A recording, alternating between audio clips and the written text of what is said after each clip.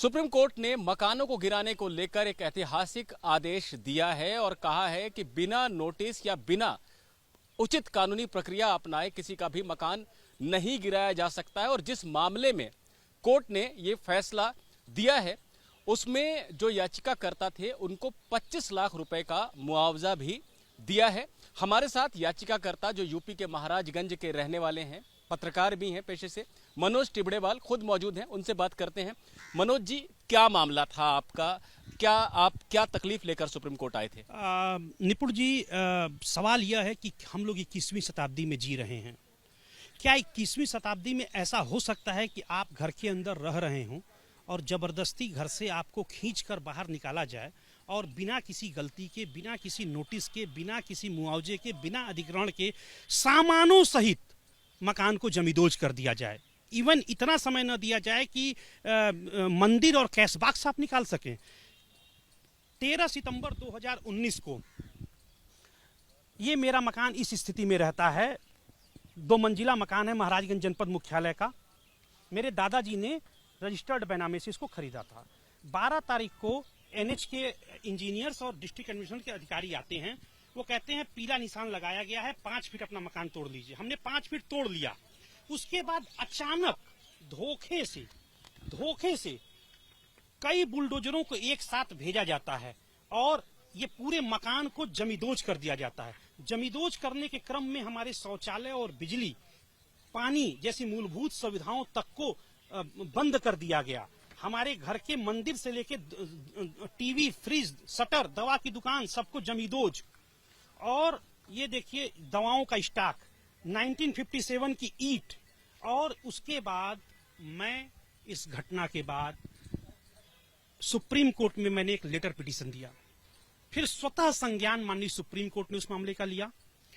इसके अलावा मैंने एनएचआरसी में एक शिकायत की थी। तो NHRC chairman Shri HL Dattu sir ने एक टीम भेजी, स्पॉट इंक्वायरी हुई। स्पॉट इंक्वायरी में मेरी बात सही पाई गई, बर्बर जुल्म और अत्याचार पाया गया। इसके बाद एनएचआरसी ने आदेश दिया यूपी सरकार को, डीजीपी यूपी को, कि तत्काल मेरी शिकायत पर, तहरीर पर सभी दोषियों के खिलाफ एफआईआर दर्ज की जाए और इसकी जांच यूपी सीबीसीआईडी से कराई जाए। निपुण जी, इसके अलावा दूसरा था कि सभी दोषियों के खिलाफ डिपार्टमेंटल प्यूनिटिव एक्शन स्ट्रिक्ट लिया जाए। तीसरा कि 5 लाख का एंट्री मुआवजा दिया जाए। लेकिन यूपी सरकार इसको नहीं मानी। इससे भी हैरानी की बात यह है कि यूपी सरकार को जब मैंने अपना रिप्रेजेंटेशन दिया तो उन्होंने स्वयं एक जांच कराई, जो बस्ती के तत्कालीन कमिश्नर ने की थी, जो सीनियर 1998 बैच के आईएएस अफसर हैं। उनकी जांच 27 फरवरी 2020 को होती है। वो स्पॉट इंक्वायरी करते हैं, सभी पक्षों का बयान लेते हैं, जरीब लगाकर सड़क नपवाते हैं। पाया जाता है कि मेरा मकान इलीगल तोड़ा गया है, अवैध तोड़ा गया है। और उनकी रिपोर्ट यहाँ पर शासन में आती है, जिसमें साफ साफ ये अनिल कुमार सागर आयुक्त बस्ती के हैं, जिन्होंने कहा कि तत्कालीन जिलाधिकारी पूरी तरह से दोषी हैं, उनकी पूरी जिम्मेदारी थी, उन्होंने अपनी जिम्मेदारी का निर्वहन नहीं किया। लेकिन अब तक कोई एक्शन नहीं। फिर आज सुमोटो कॉग्निजेंस पे माननीय सुप्रीम कोर्ट ने मुझे न्याय देने का काम किया है। मैं अत्यंत आभारी हूं अपने पत्रकार मित्रों का और देश की सुप्रीम कोर्ट का, कि देश में कानून का राज है। अब मुझे उम्मीद है कि जो सुप्रीम कोर्ट ने आदेश दिया है उसका यूपी गवर्नमेंट कंप्लायंस करेगी। बिल्कुल, देखिए यहाँ पे मैं दर्शकों को बताना चाहूंगा कि 2019 में ही मनोज जी ने एक चिट्ठी भेज दी थी अपने साथ जो अत्याचार हुआ है उसकी जानकारी सुप्रीम कोर्ट को देते हुए, और सुप्रीम कोर्ट ने इस पर संज्ञान ले लिया था। 2020 में नोटिस भी जारी किया था महाराजगंज के डीएम को। अब जाकर इनको न्याय मिला है और न्याय देते हुए सुप्रीम कोर्ट ने क्या क्या कहा है उसकी बात जरा इनसे समझ लेते हैं। एक तो मुआवजे का आदेश दिया, वो कितना मुआवजा है, क्या वो अंतरिम है या वो अंतिम है, और इसके अलावा क्या चीजें कही है कोर्ट ने? निपुण जी, अभी मैं इंतजार कर रहा हूं माननीय सुप्रीम कोर्ट के डिटेल्ड आर्डर का।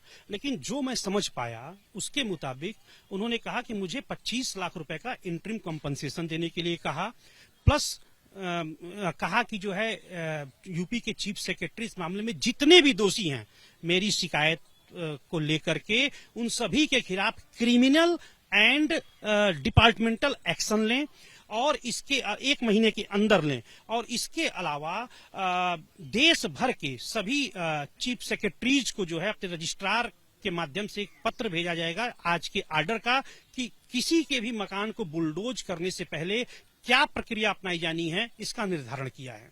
जैसे उसमें उन्होंने ये कहा है कि रोड की पैमाइश हो, पहले कितनी चौड़ी सड़क अभी है, उसको कितना चौड़ा करना है, अगर किसी का मकान उसके दायरे में आ रहा है तो उसको अधिग्रहण करना है उसका, या उसको नोटिस देकर उससे उसको जवाब देने का मौका दिया जाना, यही बातें कही है कोर्ट ने। जी, अभी इसका डिटेल्ड ऑर्डर आएगा तो हमें पता चलेगा, लेकिन मोटा मोटी है कि बिना किसी लिखित नोटिस के, बिना जमीन के मालिकाना हक के निर्धारण किए अचानक आप किसी का मकान नहीं गिरा सकते। जो मनमानापन चल रहा है वो नहीं चलेगा देश में। देश में कानून का राज है। ये सभी राज्यों के लिए लागू है जी, सभी राज्यों के लिए। और हम लोग डिटेल्ड ऑर्डर का निपुण जी वेट कर रहे हैं। एक बात मैं और समझना चाहूंगा आपसे, मैं सुनवाई को पूरा देख रहा था तो सुप्रीम कोर्ट ने भी चीफ जस्टिस ने और उनके जो सहयोगी जज थे, जस्टिस जेबी पार्डीवाला और जस्टिस मनोज मिश्रा, उन्होंने हैरानी जताई थी इस बात पर कि 3.7 स्क्वायर मीटर अगर वो इलीगल था या अतिक्रमण था या वो रोड पर आ रहा था तो उसको हटाने के बजाय पूरा का पूरा मकान ही क्यों गिरा दिया। ये क्या बात है, जरा इसको भी समझाइए। देखिए, उसमें करप्शन का एंगल शामिल था।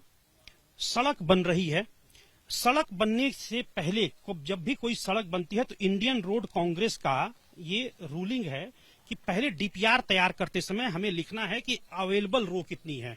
मेरे मकान के सामने मात्र 16 मीटर थी, जिसे इलीगली इंजीनियरों ने और जिला प्रशासन के अधिकारियों ने अपनी इसको 30 मीटर दिखा दिया, जबकि 30 मीटर रोड है ही नहीं, मात्र 16 मीटर है।